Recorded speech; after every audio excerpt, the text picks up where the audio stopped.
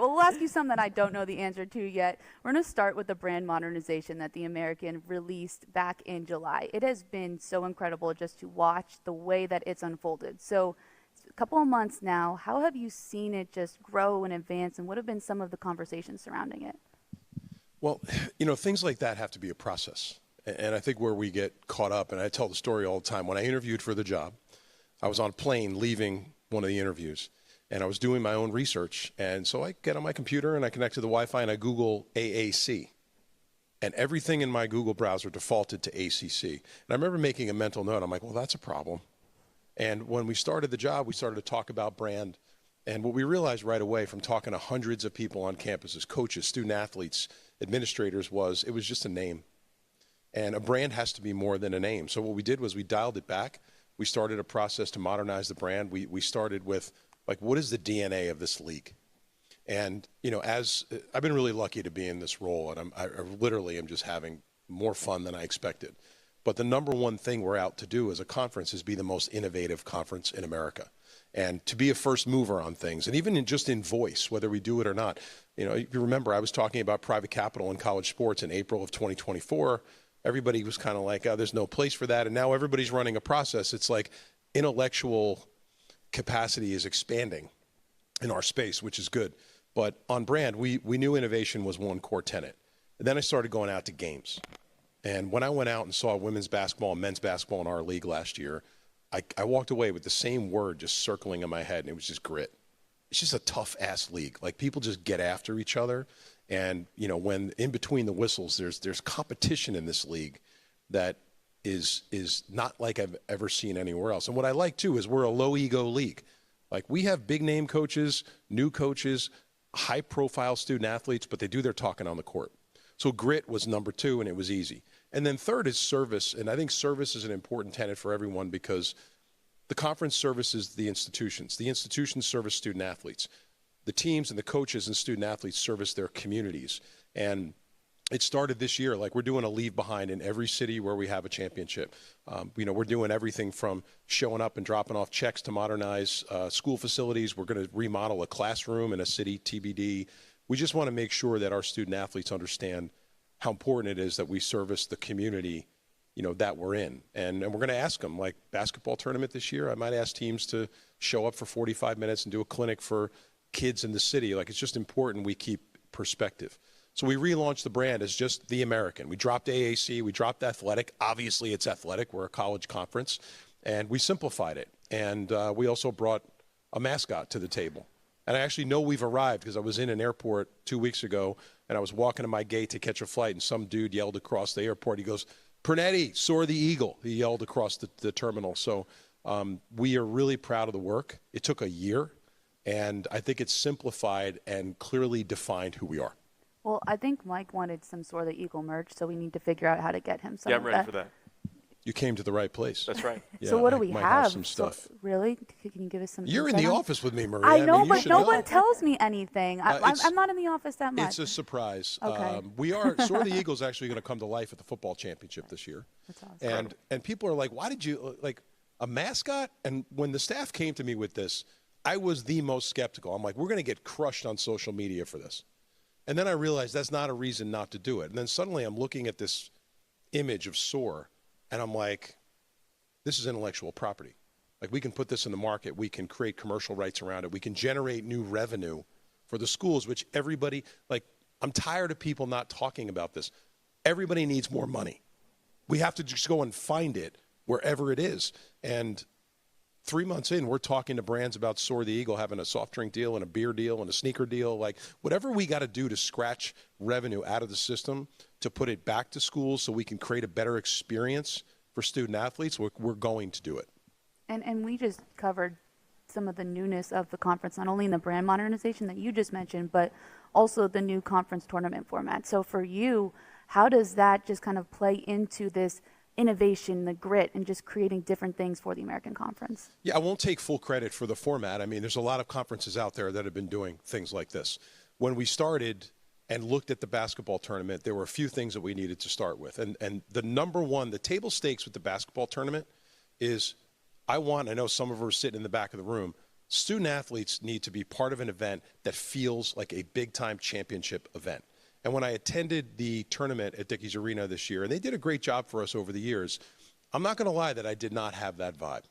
So it started with, let's find a place or places where we can create a tournament event that feels like a championship. And also geographically, let's make it easier for people to get in the car and go there. But the format, we had a lot of debates with athletic directors and coaches about this. But again, what I love about this league is it's a merit-based league. People are fine lining up and earning it. So now that there's going to be 10 of our 13 teams competing in the tournaments, those spots become more valuable. And by the way, it's more competitive. And by the way, the games in February that are going to be on national television are way more meaningful because you're playing for something that is far more limited than the past. And number one and number two, I've gotten a lot of incoming about this. Like, why are you taking care of some teams? Timeout. They've earned the 1 and the 2 spot. Is there no benefit? Like, what happened to actually getting a benefit for earning something? So 1 and 2 advancing to the semifinal, it's not a new concept. Other tournaments and conferences have been doing it for years. I think it's time that we caught up. I like the way it's set up. I think it's going to set up our semifinals and our championship really well when we have national exposure. And the goal is to get, I hate to disagree with Brooke because I love Brooke, but my goal is to get more than 2 in the NCAA tournament. Like, this has historically been a multi-bid league. We have to get back to that. And we've done a lot of work outside of just the tournament format to get back to that. So we were talking earlier, you can't talk about the revamped championship tournament and not have it directly linked to the NCAA tournament and the importance of that and how it sets up not just getting teams to the tournament, but then you're talking about seeding opportunities as well as why getting a good seed in the tournament is so important from advancing, because when a team advances, the whole conference eats at the end of it as well. But can you talk a little bit about the conversation nationally? It's a hot topic for anybody who follows college basketball, the expansion of the tournament or the potential expansion of the NCAA tournaments. Yeah, it's a hot one for sure, and I'm glad you guys asked it. Everybody has an opinion of what we should do. And the thing about the NCAA tournament that people love and will not be socially acceptable if we change is that, like years ago, a school from up the street where I grew up in New Jersey, Fairleigh Dickinson or St. Peter's, they can beat the Blue Bloods and they can move down the chain into the tournament. People will not accept that that's not a thing in the future. Expansion of the NCAA tournament, to me, is a really challenging topic and really needs to be looked at very closely, and we need to take our time with it because we have a great event the way it's set up. If there's more value in expansion of the NCAA tournament, more value, more money, and not for some, for everyone, then it should be examined. If the media partners are willing to step up, it should be examined. And number two is if that expanded access is for everybody, like that's the thing nobody's talking about. It's like, who's pushing this expansion? What does it mean? Who gets the new slots? If every conference in America has access to those, then I'm willing to sit down and have a conversation about that. If this is about expanding the tournament to benefit some over others, I'm not down with it, even if it just brings more money to the table. We have to preserve the integrity of this thing. The NCAA tournament is a crown jewel, and change is important, like you want to evolve, but you have to evolve for the right reasons. But I think if we hit those two marks, it's worth a conversation. I think that's well said. I would echo everything that you just said there. And I'm not just saying that because you're sitting next to me right now. I want you to know that. Yeah, that's right. That's right. So the enormous amount of change in college sports, athletics, and it's not just with the American, right? It's the 30,000-foot view on it is constant change. That's the only certainty right now. Is from coaches' perspective, players' perspective, fans' perspective, everything is new, everything is different. What do you see from Washington, D.C., and SAFE Act, SCORE Act, everything related to how are we going to start moving forward and try to level some of this stuff out? It's going to take an army. I mean, the fact that Washington, D.C. is involved there's two factors to that, right? Part of it is it's a little scary that you have people in government involved. And the other side of it is, thank God we have the world's attention on something that's so meaningful. Right, so I think we need to thread that needle. And I'm not going to get into details of like, what does the SCORE Act say? What does the SAFE Act say? What's better? Here's the reality. The SCORE Act has some things that are important for the future of the industry.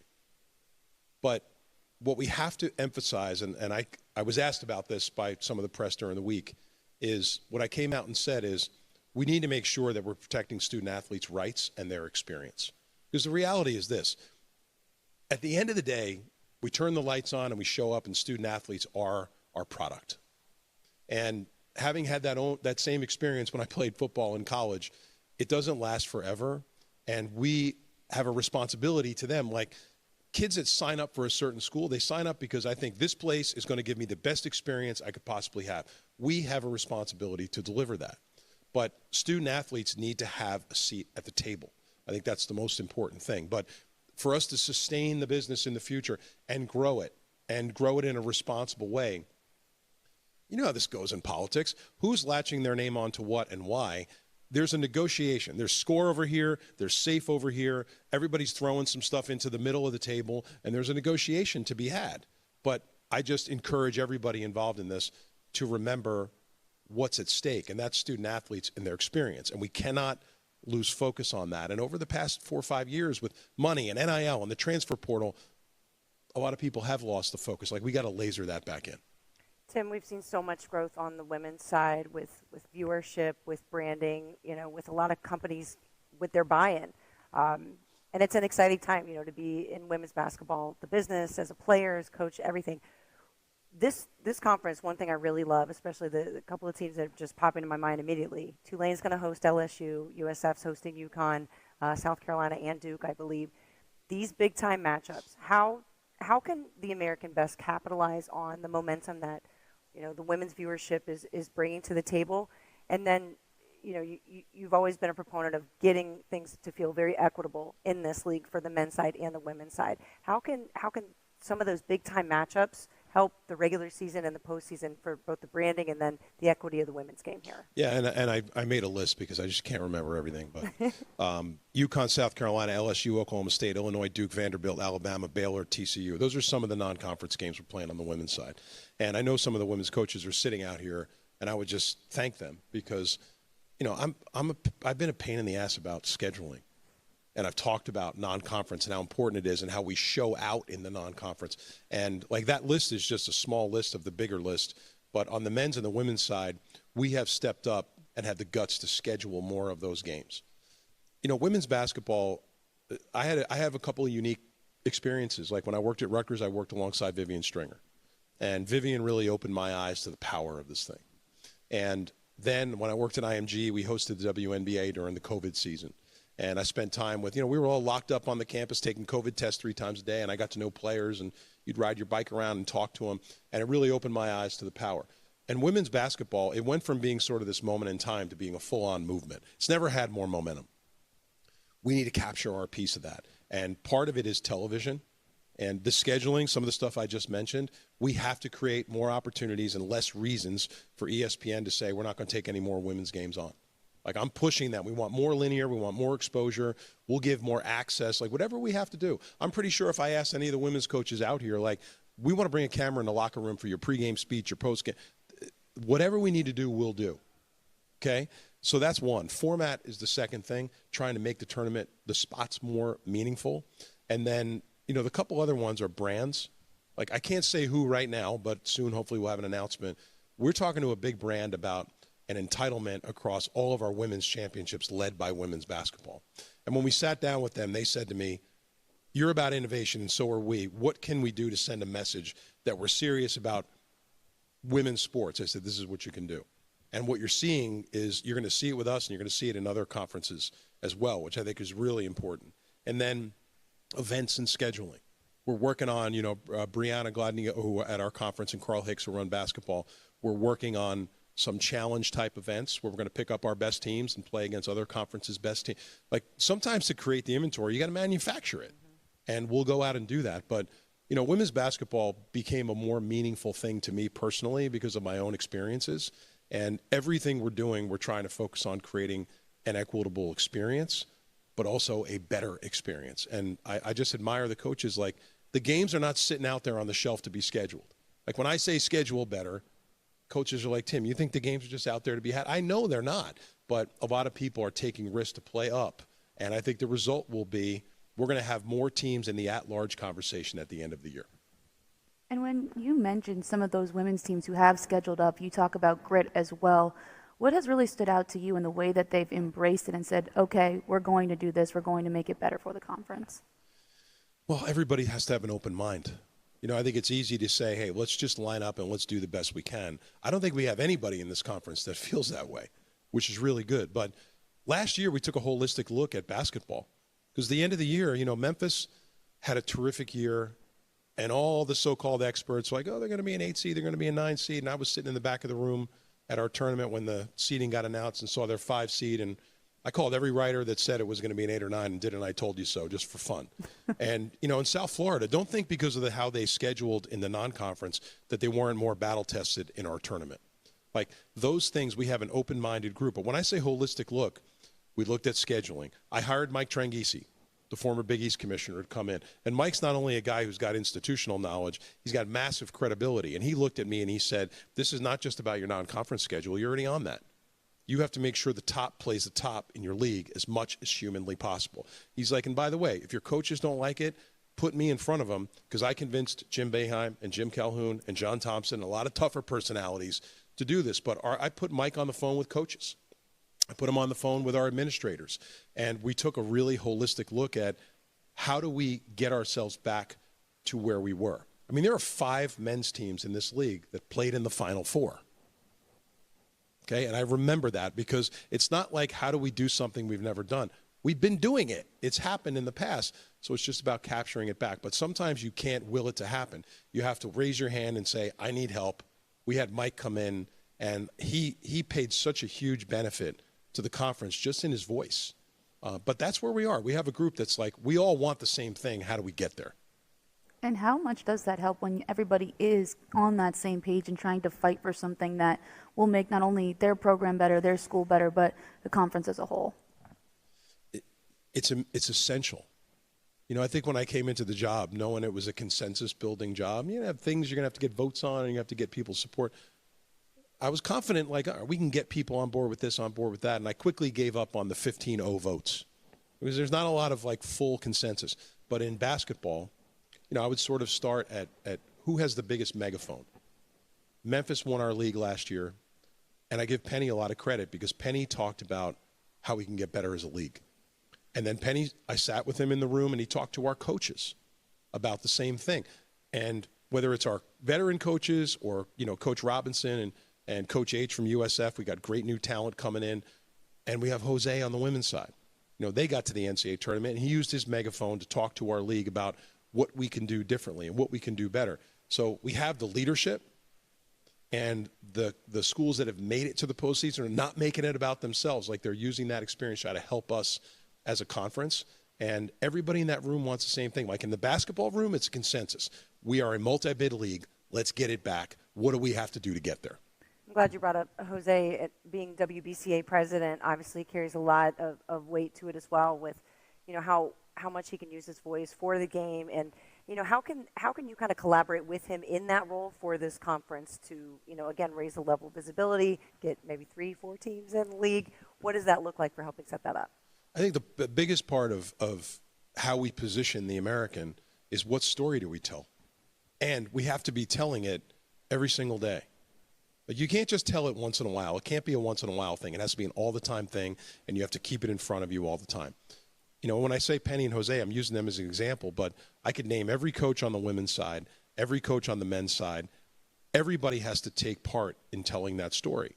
And, you know, maybe this year it's going to be, you know, Angie or Diane, you know, on the women's side, and it's going to be, you know, on the men's side, it's going to be Ryan, or it's going to be, you know, Danielle at North Tech. Whoever it is that's in the spotlight needs to take that advantage and take that opportunity to tell that story, right? We'll arm them with all the information, but like for me, people don't want to hear from commissioners. People want the coaches to be out there talking about what's happening on the ground, why it's meaningful, what supporters can do, why this is a great league. So whoever has the spotlight at the right time needs to take advantage of it and do it. And what I think will happen is throughout the year, every one of our coaches will have the light shined on them for a moment. We'll have the opportunity to talk about what's great about this league. But the mechanics are already in place. Are we where we need to be 100% on scheduling? No. Have we made progress this year?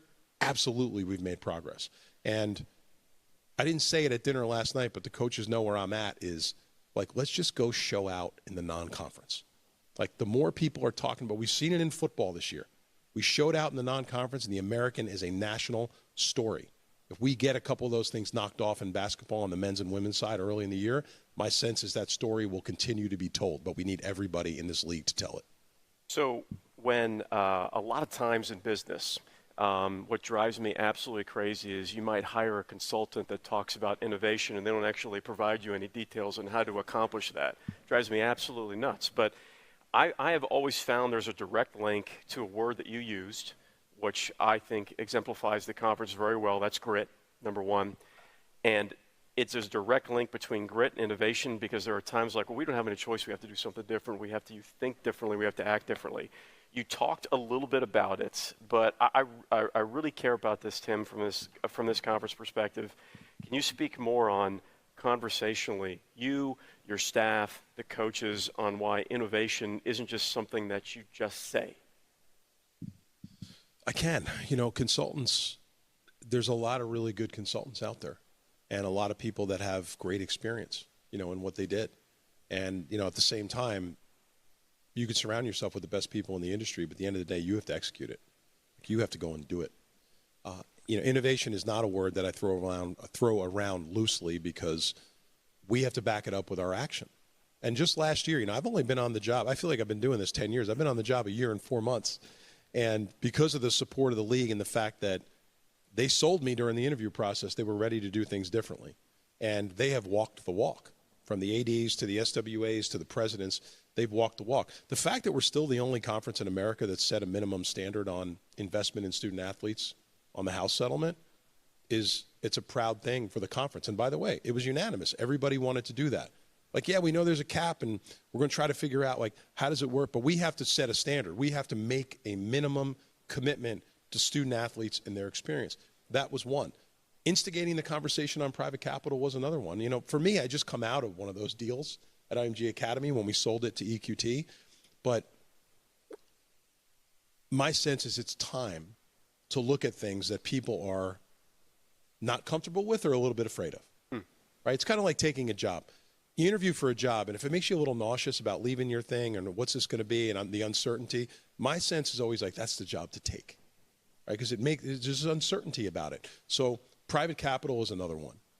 As we've looked at how we've distributed revenue and performance-based revenue sharing, especially in basketball. Like, if you make the tournament, you're going to reap a significant benefit more than everyone else in the league. Like, it won't be shared equally all the time because you earned it. You deserve to get more of it. Launching a commercial division, American Rise Ventures. We wiped out all the consultants and third parties, and we launched our own commercial enterprise. For what reason? We want to roll up all our commercial rights in one place. We're going to create an enterprise. We're going to bring outside investment into it. And every school in our league is going to be a shareholder in that business. So as we grow it to 5 to 10 to 20 to $100 million, that's just more revenue and resources that we can bring in. So innovation is a thing that is easily said. It's harder done. But we've done 4 or 5 things already out of the gate that I think back up the talk. And we've got a lot more on the docket. What are some of the things that you want to continue to do? I mean, you just mentioned 4 or 5 of them, but in terms of innovation and grit and service, how can you continue to build that at the American? We just have to be reminding ourselves of why we're doing what we're doing. Like this past weekend, I was at Temple for the Board of Trustees meeting on Wednesday, and had a great meeting with their board. And we just talked about everything that's like we're talking about here. Like, Tim, what's going on in the business? Like, help us. How much rev share should we have? Like, you name a question, they had it, and they were great. And then I went to Tulane Thursday night for football. And then I flew to Denton and went to the game Friday. And then I was in Philly again on Saturday and went to Navy Temple. And I saw the same guy at Temple 3 times. And he's like, what are you doing? Like, are you trying to run yourself into the ground? And whether I go to a women's game in basketball or a soccer game, or I hand the trophy out at a championship, I go because I need a reminder every single day of why I'm doing this. Right? I know why I'm doing it. Like, it wasn't that long ago. It feels like 100 years ago, but you were a student. Like, all 4 of us had the same experience. You were a student athlete, and all you cared about was working hard, playing, your teammates, and having a great experience. So when I go do this stuff, like, I'm not trying to travel 200 days a year. It's just kind of the byproduct of it. But if I don't see the reason, if I don't see the why all the time, like I need to see it. And it's a reminder to me. Because at the end of the day, we're a human business. Like Tulane lost Greg Glenn in the offseason. Which stuff like that absolutely breaks my heart because, I got to spend time with him during the conference tournament, and I know he would have been here at Media Day, and I know what kind of leader he was. But at the end of the day, we're in the people business. And now more than ever, you have to wake up and remember that life's fragile. Like this is just a moment in time. Your life is a series of opportunities. What you do with them is what's most important. But we have to remind ourselves that what the fans see on Saturday is not all that we do. I think you said that more eloquently than I could have. So, Commissioner Pernetti, thank you so much for taking the time to join us here on the American Tipoff. Thank you, guys. Great to be here. You can catch all 26 teams today. We will talk to coaches, players, so much more. Make sure you stick around here in Birmingham, Alabama.